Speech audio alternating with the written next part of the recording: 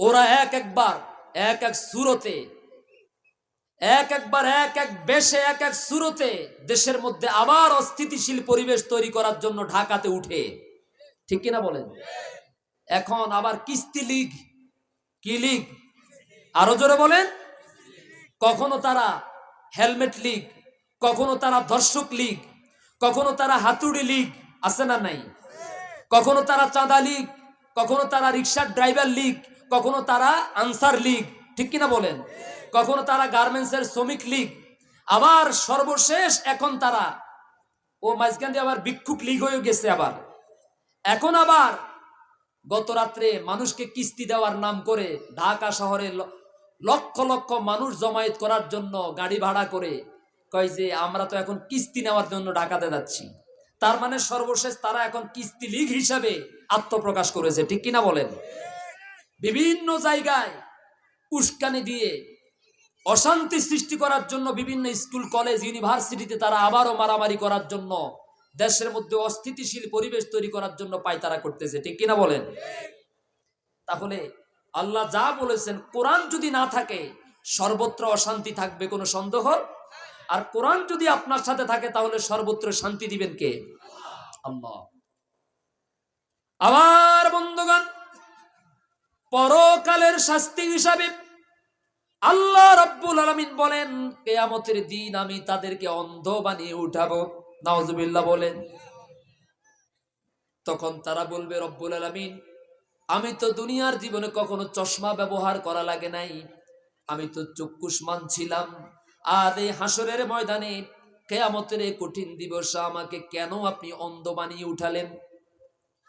আল্লাহ রাব্বুল আলামিন বলবেন, ক্বালা, আল্লাহ বলবেন, কাযালিক, এমনিতে আতাতকা আয়াতুনা ফানাসিতাহা ওয়া কাযালিকাল ইয়াওমা তুনসা। আর আস্তে বলেন আল্লাহু আকবার। আল্লাহ রাব্বুল আলামিন বলবেন, আল্লাহ কি খুশি হয়ে বলবেন নাকি রাগের সাথে বলবেন? রাগের সাথে বলবেন। আল্লাহ বলবেন, চুপ থাকো বেঈমান, চুপ থাকো না ফরমান, আমি আল্লাহ তোমাকে দুনিয়াতে হাজারো নিয়ামত দিয়ে তোমাকে বাঁচিয়ে রেখেছিলাম, বিনিময়ে কোনোদিন তোমার কাছ থেকে আমি আল্লাহ সূর্যের আলোর যেই বিল, এই বিল নেওয়ার জন্য ফেরেশতা পাঠাই নাই। চাঁদের আলো দিয়েছিলাম, বিনা পয়সায় বিল নেই নাই। আকাশ থেকে স্বচ্ছ পানি বর্ষণের মাধ্যমে জমিনের মধ্যে ফসল উৎপাদন করার ব্যবস্থা করে দিয়েছি, বিল নেই নাই। তোমার 70 বছর 100 বছরের জীবনকে বাঁচিয়ে রাখার জন্য নির্ভেজাল অক্সিজেন দিয়েছিলাম, জীবনে কোনোদিন অক্সিজেনের বিল পরিশোধ করার জন্য একজন ফেরেশতা পাঠাই নাই। আমার অসংখ্য অগণিত নিয়ামত ভোগ করেছো, বিনিময়ে আমি বলেছিলাম আমার কোরআনটাকে অনুসরণ করো, করো নাই। কোরআনকে দেখেও না দেখার ভান করেছিলে, কোরআনের কথাগুলো শুনেও না শোনার ভান করেছিলে, ঠিক কিনা বলেন? কোরআনকে অনুধাবন করার জন্য একটা অন্তর দিয়েছিলাম, একটা কল দিয়েছিলাম, কিন্তু অনুধাবন করার চেষ্টা করো নাই। আছে না নাই? আল্লাহর কথার সাথে মিল আছে না নাই? অতএব দুনিয়ার জীবনে তুমি যেমন করে আমার কোরআন থেকে দূরে ছিলে, আমার কোরআনকে যেমন দেখেও না দেখার ভান করেছিলে, আমার কোরআনের ব্যাপারে তুমি যেমন অন্ধের ভূমিকা পালন করেছিলে, বিবেকহীনের ভূমিকা পালন করেছিলে, এর কারণে আযাব হিসাবে, শাস্তি হিসাবে তোমার প্রাথমিক যেই আযাব, যে শাস্তি, সেটা হলো আমি আল্লাহ রাব্বুল আলামিন তোমাকে আজ অন্ধ বানায়া উঠালাম। তুমি যেমন দুনিয়াতে আমার কোরআনকে ভুলে গিয়েছিলে, আমি আল্লাহও তোমাকে ভুলে গেলাম। জোরে কন্না নাউজুবিল্লাহ।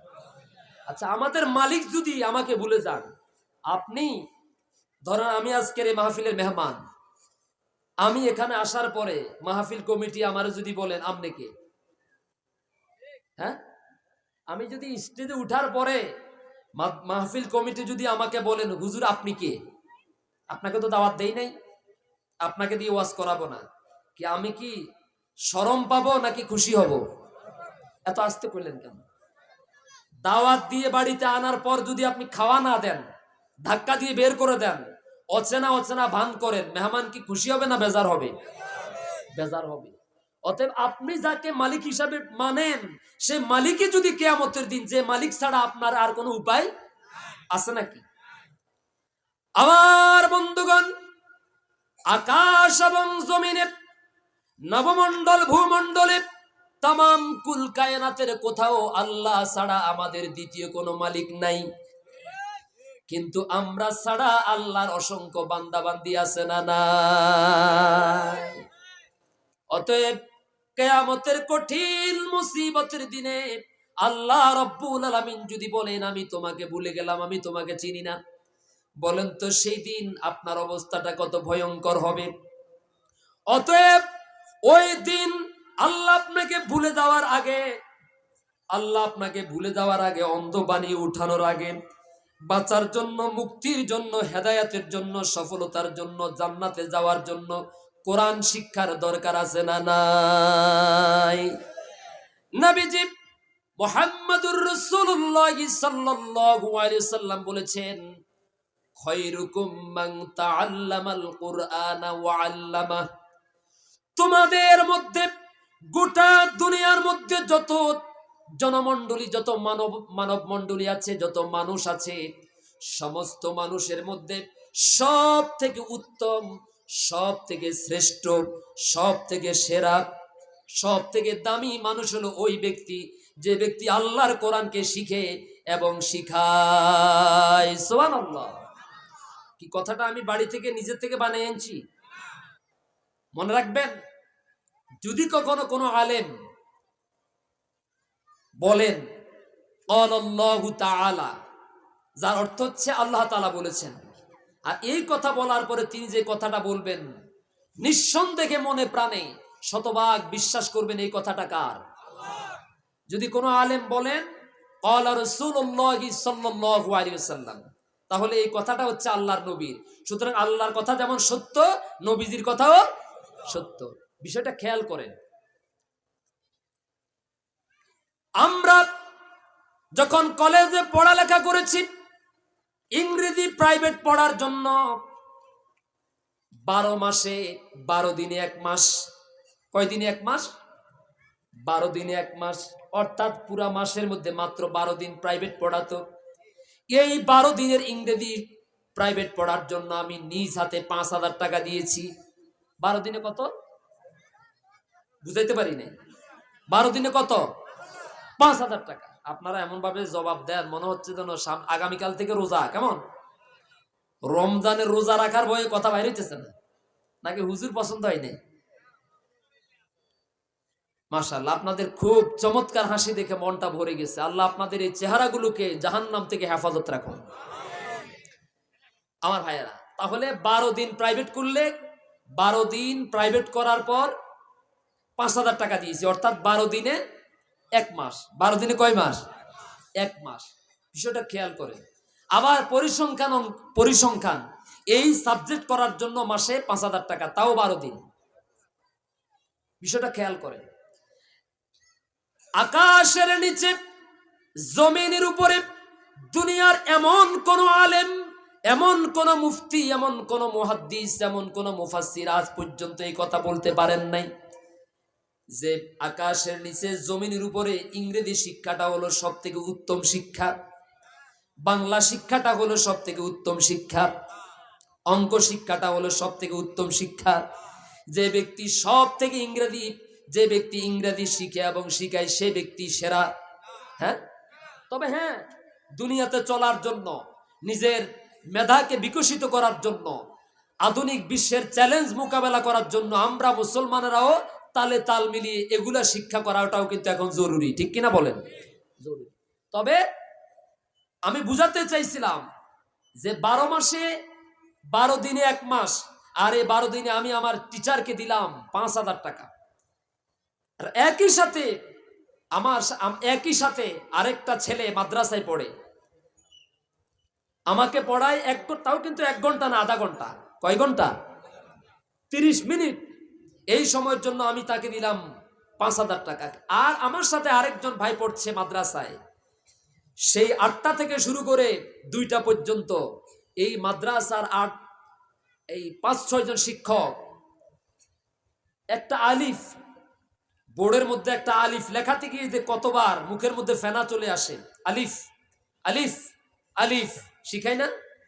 এজন্য আমি ভূমিকায় বলেছিলাম, মাদ্রাসায় যারা আপনাদের কোমলমতি বাচ্চাদেরকে পড়ায় কত কষ্ট কত মেহনত করা লাগে, মাঝে মাঝে একটু আসি বারিন্দায় দাঁড়ায় দেখিয়েন। আমরা তো ওয়াজ করি 1 ঘন্টা 1.5 ঘন্টা, আর আমার ভাইয়েরা যারা নুরানি মাদ্রাসায় পড়ায়, এই প্রাইভেট প্রতিষ্ঠানগুলোতে পড়ায়, ওরা কি 1 ঘন্টা ওয়াজ করে? সেই সকাল 8টা থেকে 2টা পর্যন্ত বক বক করতেই থাকে, চিল্লাইতে থাকে চিল্লাইতে থাকে। আপনি বাবা, আপনি মা, আপনার 2টা 3টা বাচ্চাকে আপনি বাড়িতে কন্ট্রোল করতে পারেন না। একটু বিরক্ত করলে আপনি আসার মারেন না? কিন্তু আপনার এই বাচ্চাটাকে একজন শিক্ষক সেই 8টা থেকে 12টা পর্যন্ত অথবা 1টা পর্যন্ত আপনার এই বাচ্চাগুলোকে পরম মমতা দিয়ে পরম যত্ন সহকারে কোন ব্যবহারটা প্রয়োগ করলে আপনার বাচ্চাটা মাদ্রাসা থেকে পালিয়ে যাবে না, এবং কখনো কখনো কিছু কিছু প্রতিষ্ঠান আছে চকলেট দিয়ে বিভিন্ন খেলনার জিনিস দিয়ে তাকে মাদ্রাসায় ধরে রাখে, আছে না নাই? একটু চিন্তা করুন তো, আপনি 2টা 3টা বাচ্চার যন্ত্রণা সহ্য করতে পারেন না, আর একটা মাদ্রাসাতে একজন শিক্ষক, এই 5-6 জন শিক্ষক প্রায় 300-400 ছাত্র ছাত্রীদেরকে নিয়ে, ছোট্ট ছোট্ট বাচ্চাদেরকে নিয়ে এতক্ষণ পর্যন্ত ধরে রাখেন। 100 টাকা বেতন দিলে কি হক আদায় হয়? আমার দিকে মনোযোগ নেই আপনাদের? আপনি যে মাদ্রাসার শিক্ষককে 100 টাকা বেতন দিচ্ছেন, এটা কি হক আদায় হচ্ছে? না। ওই 100 টাকাও তো আপনি দেন না ঠিক মতো, 200 টাকাও তো আপনি ঠিক মতো দেন না। আপনি বলবেন, আপনি নিয়ত করেন, আমাদের দেশে একটা কথা ছিল এক সময়, কয় যে হুজুর মাদ্রাসায় পড়াইলে লাভ কি? মাদ্রাসায় পড়াইলে তো কোনো লাভ দেখি না। এই হুজুরেরা এই যে মিলাদ পড়াবে, তারপরে কি জানি কয় এই খতম পড়াবে, ইমামতি করবে, একামত দিবে, এটাই তো কাজ। আপনি তো আপনার বাচ্চাকে মাদ্রাসায় দেওয়ার আগে আপনি আপনার মানসিকতাটাকে ছোট করে ফেলেছেন। আপনার নিয়তের মধ্যে গলদ আছে, সন্দেহ আছে। আপনি তো স্বপ্ন দেখতে জানেন না। আপনি স্বপ্ন দেখবেন আমার দেশে যত বড় বড় আলেম আছে, যত বড় বড় মন্ত্রী আছে, আমি বাহিরে যাওয়ার দরকার না, শুধু রামগতির কথা বলি। সাবেক মন্ত্রী আসম আব্দুর রব সাহেব, আপনি যদি তার বাবা তার পিছনের ইতিহাস যদি জানেন, আপনি আশ্চর্য হয়ে যাবেন। আমাদের মরহুম সিএসপি আব্দুর রব চৌধুরী সাহেব, আল্লাহ তার কবরটাকে জান্নাতের বাগান বানান। আপনি তার অতীত ইতিহাস নিয়ে চিন্তা করুন, তিনি কোন পরিবার থেকে কত কষ্ট করে পড়ালেখা করেছেন। আমার দেশের বড় লোকেরা তাদের ছেলে মেয়েদেরকে মানুষ বানাতে পারে না। এদেশের যত বড় বড় সচিব, যত বড় বড় মন্ত্রী, যত বড় বড় ডিসিএসপি আছে, এদেশের যারা নেতৃত্ব দেয়, তাদের যদি আপনি ব্যাকগ্রাউন্ড অনুসন্ধান করেন, দেখবেন যে অধিকাংশ হচ্ছে গরিব ঘরের, কারো বাবা কৃষক, কারো বাবা নৌকার মাঝি, ঠিক কিনা বলেন? কারণ স্বর্ণের খাটের মধ্যে পড়ালেখা হয় না। আমি আমার চোখে দেখেছি, মাদ্রাসা থেকে গোল্ডেন A+ পেয়েছে, ওর বাড়িতে তখন ওকে অভ্যর্থনা দেওয়ার জন্য ফুলের তোড়া নিয়ে গিয়েছি, গিয়ে দেখলাম যে পড়ার জন্য একটা চেয়ার তো দূরের কথা, ভালো একটা চৌকি পর্যন্ত ছিল না। তখন জিজ্ঞেস করলাম, ভাই আপনি গোল্ডেন A+টা কিভাবে পেলেন? আপনার তো ঘরের মধ্যে একটা চেয়ার নাই, আপনি যে বইটা টেবিলের মধ্যে রাখবেন ওই টেবিলটাও তো নাই, আপনি কিভাবে পড়লেন? কই যে ওই যে ভাঙ্গা একটা চৌকি আছে না, ওইটার মধ্যে উপুর হয়ে হয়ে আমি ওটার মধ্যে বসে বসে তারপরে আমি পড়ালেখা করেছি খুব কষ্ট করে, আছে না নাই? সেই ছেলে আজ মাদ্রাসার আরবি প্রভাষক, সেই ছেলে আজ মাদ্রাসার প্রিন্সিপাল, সেই ছেলে আজ কলেজের প্রিন্সিপাল, সেই ছেলে আজ মন্ত্রী, সেই ছেলে আজ ডিসি হয়েছে। হতে পারে না? আপনি মনে করেন আমি কৃষক, আমার ছেলেও কৃষক হবে না? আপনি স্বপ্ন দেখুন, আপনি মরে যাওয়ার পর আপনার এই বাতি কে জ্বালাবে? আপনি স্বপ্ন দেখুন, আমি আমার ছেলেকে ডক্টর মিজানুর রহমান আল আজহারির মতো বানাবো। 2 জনে 3 জনে বলছি ইনশাআল্লাহ। বাকি ওলারা কয় হুজুর হোলাই নিছে আঙ্গো, আমনে এত ওয়াজ করার দরকার কি? আমি আপনাদেরকে স্বপ্ন দেখাচ্ছি, অন্তত এই কথার দ্বারা যদি 2 জনের অন্তরের মধ্যে যদি সাহস জাগে, আমি সফল আলহামদুলিল্লাহ, মাহফিলও সফল। অতএব আপনি আপনার সন্তানকে স্বপ্ন দেখাবেন। এই যে গত কয়েকদিন আগে একটা মাদ্রাসা থেকে 6 মাসে একটা ছেলে হাফেজ হয়েছে। কয় মাসে? জোরে বলেন, চিন্তা করা যায়? প্রশান্ত মহাসাগর, আটলান্টিক মহাসাগরের চাইতো বিশাল এক সমুদ্র, 8 বছরের ছোট্ট একটা বাচ্চার সিনার ভিতরে সংরক্ষণ হয়ে গেছে। জোরে কন্যা সুবহানাল্লাহ। ওর বাবা মাইকের অপারেটর। কিসের অপারেটর? গরিব মানুষ। মাইকের অপারেটরের ছেলে 8 বছর বয়সে 6 মাসে আল্লাহর কোরআনের হাফেজ হয়েছে। আলহামদুলিল্লাহ বলেন। আর আপনি বলতেছেন হুজুর আপনি আমার স্বপ্ন দেখান। বড় লোকদের ছেলেরা মেয়েরা মানুষ হতে পারে না। ওরা রাত 12টার সময় ওদের বাবা যখন ব্যাগ ভর্তি টাকা নিয়ে বাসায় ফিরে, আকাশচুম্বী বিল্ডিং, বাবা যখন বাসায় ফিরে, মেয়ে তখন মাথার চুলের মধ্যে একেবারে রং সং লাগিয়ে ডান্স ক্লাবে শহরের অলিতে গলিতে আনন্দ উল্লাস করার জন্য বন্ধুদের হাত ধরে বেরিয়ে যায়। ওর স্ত্রী, ও যখন ঘরে ঢুকে ওর স্ত্রী তখন বাইরে যায় বন্ধুদের সাথে আড্ডা দেওয়ার জন্য, ঠিক কিনা বলেন? ওর ছেলে বান্ধবীদের সাথে ডান্স ক্লাবে আনন্দ করে। কিন্তু গরিবের ছেলেগুলো ওখানে যাওয়ার সুযোগ হয় না। ওরা ওদের মা বাবার নাজাতের উসিলা হিসাবে মাদ্রাসায় বসে বসে লড়ে লড়ে তারা আল্লাহর কোরআন তেলাওয়াত করে। সুবহানাল্লাহ বলেন। আপনি নিয়ত করুন আমি আমার ছেলেকে ডক্টর মিজানুর রহমান আল্লাহ হাজারির মতো বানাবো। আল্লাহ কবুল করুন, বলি ইনশাআল্লাহ। আর সেই স্বপ্ন বাস্তবায়ন হবে এই মাদ্রাসা থেকে। কোথা থেকে? সেই স্বপ্ন বাস্তবায়ন হবে এই মাদ্রাসাগুলা থেকে। অতএব মাদ্রাসা মরে যাক, মাদ্রাসা হারিয়ে যাক, মাদ্রাসা নিভে যাক, আমরা কি এটা চাই? নাকি কিয়ামত পর্যন্ত এই জনপদের মানুষের হেদায়েতের জন্য আলোকবর্তিকা হিসাবে এই মাদ্রাসার আরো উন্নতি হোক, এটা সবাই চাই কিনা? কারা কারা চায় একটু হাত তুলে আল্লাহকে দেখায়। নারায়ে তাকবীর, নারায়ে তাকবীর। আল্লাহ কবুল করুন, সকলে বলি আমিন। আরো জোরে বলি আমিন। আমার ভাইয়েরা এই কথাটা যেন মনে থাকে। আপনি ভাড়া করে, যদি কথাটা এভাবে বলা ঠিক না, আমি আপনার ইমাম, আমি আপনার জানাজা পড়াতে গেলে মুসল্লি হিসাবে আবেগ আসবে, ঠিক আছে, ঠিক কিনা বলেন? কিন্তু আপনার ছেলে যদি আপনার জানাজার নামাজের ইমামতি করে, আমার মতো কি আবেগ আসবে? আসবে না। আমি আমার দাদার জানাজা পড়ালে, আমি আপনার জানাজা পড়ালে যেমন আবেগ আসবে, আপনার নাতি যদি আপনার জানাজার নামাজ পড়ায়, আবেগ কি আরো কম আসবে না বেশি আসবে? আমার দাদা, আমার কি, আমার দাদা আমার কত কোলো পিঠে করে মানুষ করেছে। এই দাদা আমাকে হাতে ধরে দোকানে নিয়ে গেছে। দাদা আমাকে কত চুমা দিত, আদর করত। বাবা মারলে, মা মারলে দাদা জড়াইয়া ধরতো, মাকে বকাবকি করতো, আমার নাতিকে মারলি কেন?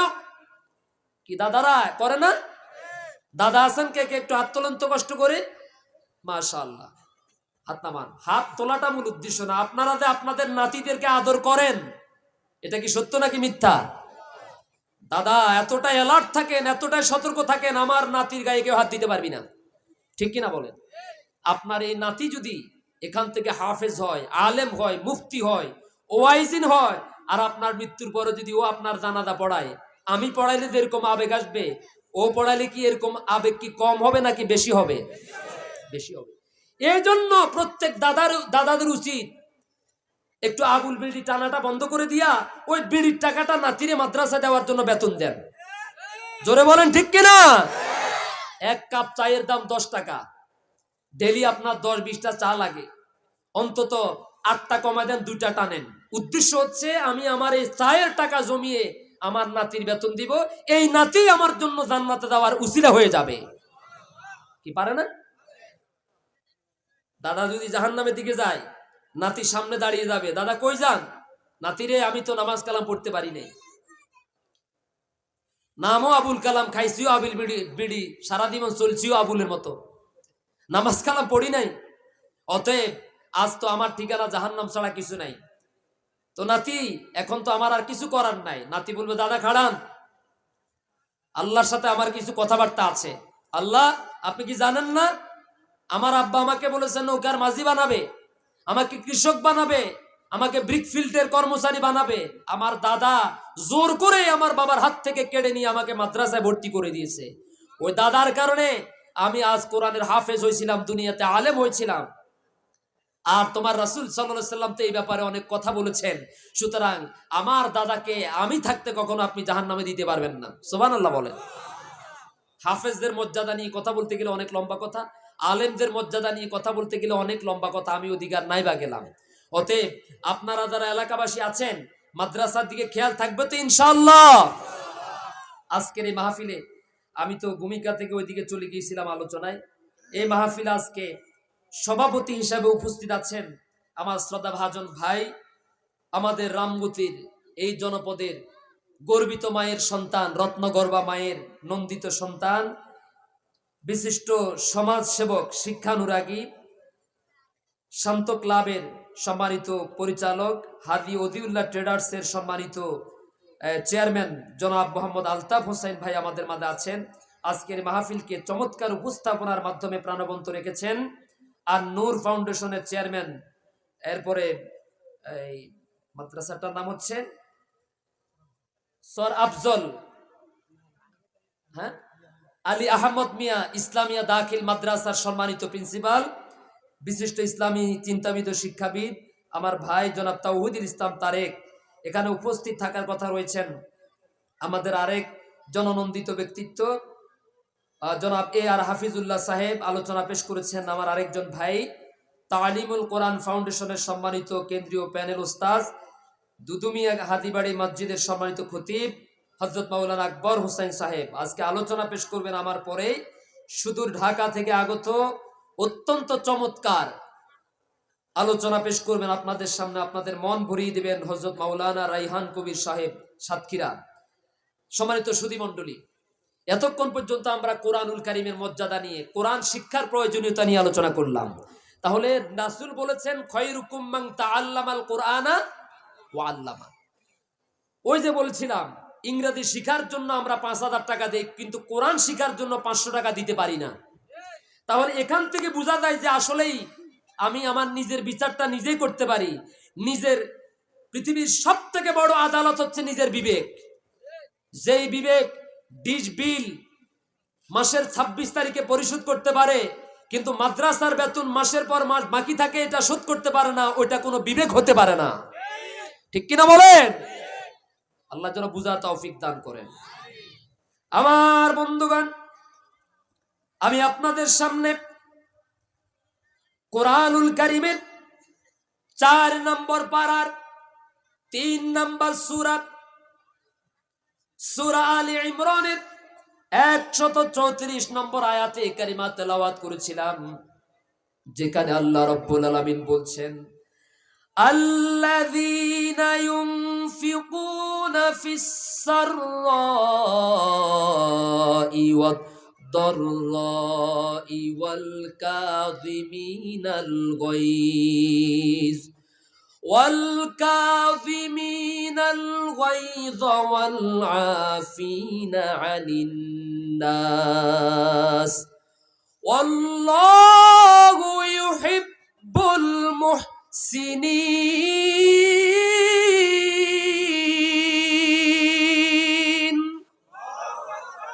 আল্লাহ রাব্বুল আলামিন বলেন, যারা সুসময়ে, কি সময়ে? যারা সুসময়ে এবং দুঃসময়ে আল্লাহ রাস্তায় দান করে। বিষয়টা আবার বলছি, আল্লাযীনা ইউনফিকুনা ফিস সাররাই ওয়াদ দাররাই, যারা সুসময়ে, মানুষের সব সময় কি সুসময় থাকে?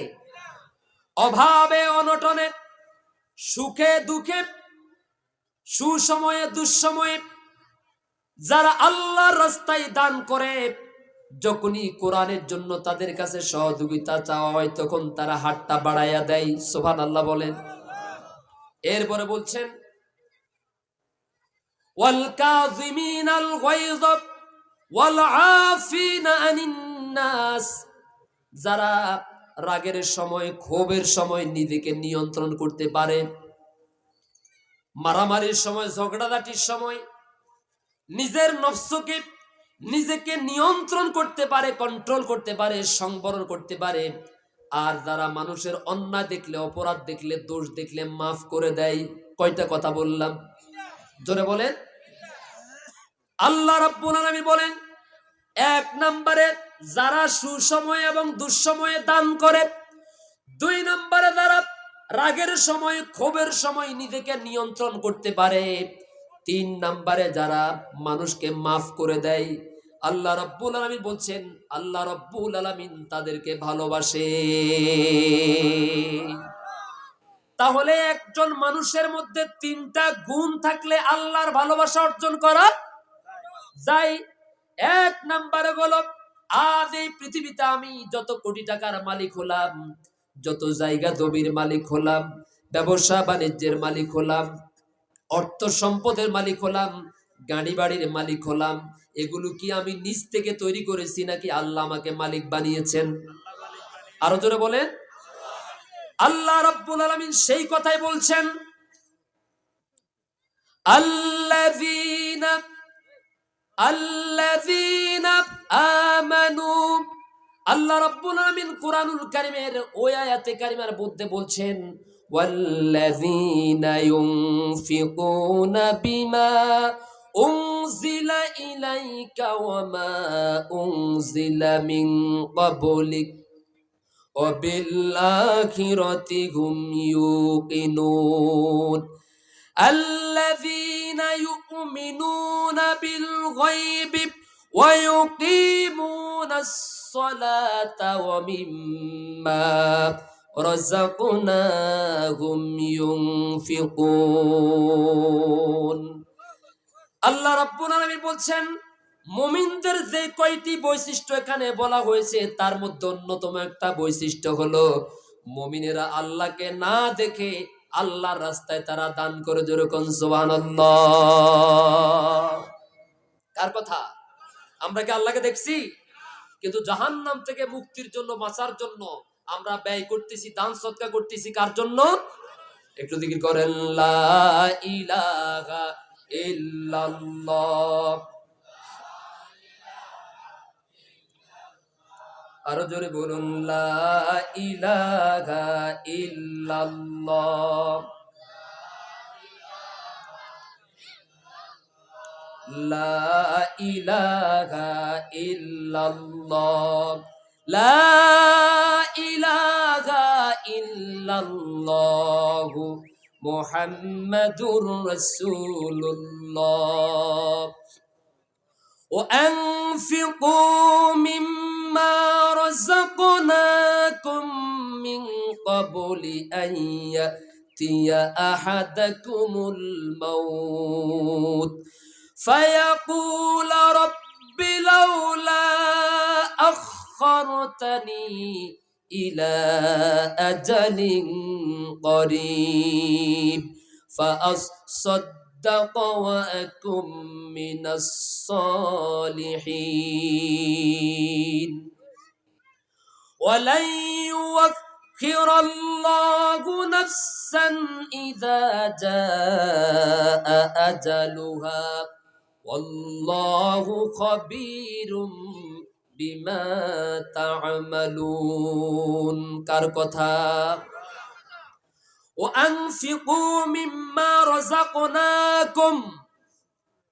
আল্লাহ রাব্বুল আলামিন বলছেন, তোমরা ব্যয় করো, তোমরা দান করো, সদকা করো। আমরা বললাম আল্লাহ কি থেকে দান করব, কোথা থেকে দান করব? আল্লাহ রাব্বুল আলামিন বলেন, তোমার বাবার সম্পত্তি থেকে, দাদার সম্পত্তি থেকে, মায়ের সম্পত্তি থেকে, কোথার থেকে দেওয়ার দরকার নাই, ব্যয় করার দরকার নাই। আমি আল্লাহ রাব্বুল আলামিন নিজ অনুগ্রহে তোমাকে যে সম্পদের মালিক বানিয়েছি, আমার দেওয়া রিজিক থেকে আমার রাস্তায় দান করো। যেরকম সুবহানাল্লাহ। আমি যদি ধরেন আমি আজকে গাড়ির মালিক, বাড়ির মালিক, আমি কি আজ থেকে 20 বছর আগে গাড়ি বাড়ির মালিক ছিলাম? আসতে বললেন কেন? এক সময় তো এক ডিসিম জায়গাও ছিল না, এরকম মানুষ আছে না নাই? 20 বছর পরে আল্লাহ তাকে নেয়ামত প্রাপ্ত কিছু সন্তান দিয়েছেন, যারা যেই সন্তানদের মাধ্যমে আজ বাবা মাও কোটি কোটি টাকার মালিক, সন্তানরাও মালিক। আছে না এমন? এগুলা কে দিচ্ছেন? যারা বিশ্বাস করে, যারা স্বীকার করে, স্বীকৃতি দেয় যে এই সম্পদের মালিক, জায়গা জমিনের মালিক কে বানাইছেন? আল্লাহ। অতএব এবার যদি আল্লাহকে প্রশ্ন করি, আল্লাহ আমি স্বীকার করি আপনি আমাকে সম্পদের মালিক বানিয়েছেন, তবে এই সম্পদগুলো আমি কখন দান করব, কোন সময় ব্যয় করব? আল্লাহ তাআলা বলছেন, মিন ক্বাবলি আইয়াতিয়া আহাদাকুমুল মাউত, মরণ আসার আগে নাকি মরণ আসার পরে? আচ্ছা, নামাজ যতদিন পর্যন্ত নিঃশ্বাস আছে নামাজ পড়ার সুযোগও ততদিন আছে। নিঃশ্বাস যতদিন পর্যন্ত আছে হজ করার সময় ততক্ষণ পর্যন্ত আছে। নিঃশ্বাস যতক্ষণ পর্যন্ত আছে যাকাত আদায় করার সুযোগও ততক্ষণ পর্যন্ত আছে। কিন্তু নিঃশ্বাস যখন চলে যাবে, আপনি যখন দুনিয়া থেকে মরে যাবেন, হারিয়ে যাবেন, চলে যাবেন, তখন কি নামাজ পড়ার, রোজা রাখার, হজ আদায় করার, যাকাত দেওয়ার, দান সদকা করার, মানুষের উপকার করার সুযোগ থাকবে? এই জন্য আল্লাহ রাব্বুল আলামিন বলেন, বান্দারে মরার পরে তো সুযোগ নাই, সুতরাং মৃত্যুর আগ পর্যন্ত যত পারো পরকালের সেই অনন্তকালের সফরকে আন্দোলিত করার জন্য, পরকালের লম্বা সফরকে তুমি পরকালের সফরের জন্য কিছু জমা করো। মৃত্যু আসার আগে আগে ব্যয় করো, দান করো, সদকা করো। আর যখন মালাকুল মউত মাথার কাছে চলে আসে, যেই ব্যক্তি এতদিন পর্যন্ত এই কথা আমল করে নাই, দান সদকা করে নাই, এখন মালাকুল মউত যখন তার মাথার কাছে চলে এসেছে, সে এখন বলছে ইয়া রব্বি, ফায়াকুল রব্বি, সে বলবে হে আমার রব, হে আমার প্রতিপালক মালিক, লাউলা আখরতানি ইলা আজালিন করিব, আমার যদি আরো একটু সময় দিতেন, আমার যদি আরো 2টা দিন হায়াত দিতেন। শুনতেছেন কথা? মালাকুল মউত যদি তার মাথার কাছে চলে আসেন, মৃত্যুর সময় যদি ঘনিয়ে আসে, যার জন্য যতটুকু টাইম বরাদ্দ রাখা হয়েছে ওই নির্ধারিত সময় থেকে তাকে 1 সেকেন্ড আগ পিছ পর্যন্ত সময় দেওয়া হবে না। হবে? আবার বন্ধুগণ, তখন সে বলবে, ও আল্লাহ, আমাকে কেন আপনি সুযোগ দিলেন না? যদি আপনি আমাকে আরো 2টা ঘন্টা হায়াত দিতেন, তাহলে আমি আমার অনন্তকালের সফরের জন্য কিছু জমা করতাম। মানুষ যখন বিদেশে যায়, বিদেশে যাওয়ার সময় সাথে ভিসা নাই, পাসপোর্ট নাই, সেখানে খরচ করার জন্য টাকা পয়সা নাই কিনা বলেন? যদি আপনি টাকা পয়সা ডলার যদি না ভাঙায় নেন, তাহলে সেখানে গেলে বিপদে পড়ার সম্ভাবনা আছে। এই বিপদ বড় বিপদ না? হয়তো সৌদি আরবে গেলে আপনি যদি সেই দেশের টাকায় যদি টাকাকে রূপান্তরিত না করে যান, বাংলাদেশের মানুষ হিসেবে হয়তো কি আপনাকে সহযোগিতা করার জন্য হাত বাড়াবে, ঠিক কিনা বলেন? কিন্তু আপনি যে দুনিয়া থেকে অনন্তকালের একটা লম্বা সফরের যাত্রী হয়ে যাচ্ছেন, মেহমান হয়ে যাচ্ছেন, ওই লম্বা সফরে যাওয়ার জন্য আপনার কিছু জমা করার দরকার আছে না নাই? সাথে করে কিছু নেওয়ার প্রয়োজন আছে না নাই? আল্লাহ রাব্বুল আলামিন বলছেন, আর যখনই তাদের কাছে মালাকুল মউত আসে, তখন সে বলে, আল্লাহ আমারে 2টা ঘন্টা সুযোগ দেন, যদি দিতেন ফাআসসাদদাকা ওয়া আকুম মিনাস সলিহিন, আমি দান করে সদকা করে নেককারদের কাতারে শামিল হয়ে যেতাম। সুযোগ কি দেওয়া হবে? অতএব এতক্ষণ পর্যন্ত আমি আপনাদের সামনে কোরআনের মর্যাদা, কোরআন শিখলে কি লাভ হবে আর কোরআন না শিখলে কি পরিণতি হবে, কতটা ভয়ঙ্কর পরিস্থিতি হবে, সেই বিষয়ে আলোচনা করলাম। মাদ্রাসাটা কিয়ামত পর্যন্ত অক্ষত থাকুক, উন্নতির শিখরে উপনীত হোক, এই মাদ্রাসা থেকে শত শত আলেম ওলামা তৈরি হোক, এটা আপনারা সবাই চান কি চান না? এই যে আমি আপনাদের সামনে কথা বলছি, আমিও তো এক মাদ্রাসার, নুরানি মাদ্রাসা ছাত্র ছিলাম না? ওই যে আপনারা যারা আছেন এখানে তো অনেকে পরিচিত, গাবতলী হাফেজ ইউসুফ সাহেবের মাদ্রাসা, গাবতলী মাদ্রাসা চিনেন তো আপনারা? ওই মাদ্রাসা ঠিক আমরা যখন ছোট ছিলাম, এইভাবে করে কারো বাড়ি থেকে নারিকেল, কারো বাড়ি থেকে সুপারি, কারো বাড়ি থেকে ধান, আমরাই কালেকশন করে করে এই গরিব অসহায় ছাত্রগুলো পড়াশোনা করে। আর সেই মাদ্রাসা নদীতে ভেঙে গেছে, মাদ্রাসা কিন্তু এখন আর নাই, কিন্তু ওই মাদ্রাসা থেকে এমন এমন কিছু প্রদীপ তৈরি হয়েছে, আমি আমার কথা বলছি না, আমি তো সিরিয়ালও নাই, কত বড় বড় আলেম, কত বড় মুহাদ্দিস, মুফতি, বড় বড় দায়ী তৈরি হয়েছে মাদ্রাসা থেকে, ঠিক কিনা বলেন? আর এইভাবে প্রত্যেক বছর ওই মাদ্রাসায় এরকম মাহফিল হতো, তখন শুনতাম কেউ 5,000, কেউ 10,000 করে দিতেন। আর এই টাকাগুলো দিয়ে মাদ্রাসার পুরা বছরের ব্যয় নির্ধারণ করা হতো, মাদ্রাসার প্রয়োজন মিটানো হতো। যদি ওই মানুষগুলো 5,000 10,000 টাকা না দিতেন, আমার মতো আব্দুল মান্নান কি হয়তো পড়াশোনা করার সুযোগ পাইতো না, ঠিক কিনা বলেন? অনেক গরিব ছাত্রগুলো অকালে জ্বরে পড়ে যেত। সেই মাদ্রাসা কিন্তু আজ ওখানে নাই। কিন্তু যারা দুনিয়া থেকে চলে গেছে, মরে গেছে, যারা আল্লাহর কোরআনের জন্য দিয়েছে, আমি যে আজকে এখানে কোরআন তেলাওয়াত করছি, আমার এই সওয়াবটা কি তাদের কবরে যায় না? আমরা কি তাদের জন্য দোয়া করি না? আমি দোয়া করলেও তাদের আমলনামায় যাবে, না করলেও তাদের আমলনামায়। কারণ তারা যদি, আমি যে নুরানি মাদ্রাসা পড়ছি, ওই মাদ্রাসায় যদি তারা টাকা পয়সা না দিতেন, তাহলে মাদ্রাসা বন্ধ হয়ে যেত। আর মাদ্রাসা যদি বন্ধ হয়ে যেত, আমি আব্দুল মান্নান হয়তো পড়ালেখা করতে পারতাম না, ঠিক কিনা বলেন? সম্মানিত সুধী মণ্ডলী, আমি আপনাদের সাথে একত্রতা পোষণ করতে চাই। আপনারা কি সবাই চান এই মাদ্রাসাটা সুন্দরভাবে কিয়ামত পর্যন্ত আপনাদের এই এলাকার মধ্যে আলোকবর্তিকা হিসাবে মাথা উঁচু করে দাঁড়িয়ে থাকুক? সবাই চান কি চান না? মাত্র 2-3 জনে সবাই চান তো ইনশাআল্লাহ? আল্লাহ সবার হাতকে কবুল করুন। এই পাশের থেকে হাত কম উঠছে, আপনারা মতো বেজার হয়ে গেছেন কেমন? মানে ঘটনা বুঝিয়ে লাইছেন। এই লাইট বন্ধ করি তো, লাইট বন্ধ করো। আচ্ছা আমার বন্ধুগণ, অতএব সেই মালাকুল মউত মাথার কাছে আসার আগে, মালাকুল মউত যে আমার কাছে আপনার কাছে আসবে, এই ব্যাপারে কোনো সন্দেহ আছে নাকি? এত আসতে বললেন, মালাকুল মউত মাথার কাছে আসবে না, এই ব্যাপারে কারো সন্দেহ আছে নাকি? আসবে তো। হতে পারে 1 মিনিট পরে, হতে পারে 1 বছর পরে, পারে না? মালাকুল মউত আসার আগে আল্লাহর কোরআনের জন্য আমরা একটু সহযোগিতার হাত বাড়াতে চাই। রাজি আছেন তো ইনশাআল্লাহ? আমি আমার একজন ভাইয়ের কাছ থেকে সর্বপ্রথম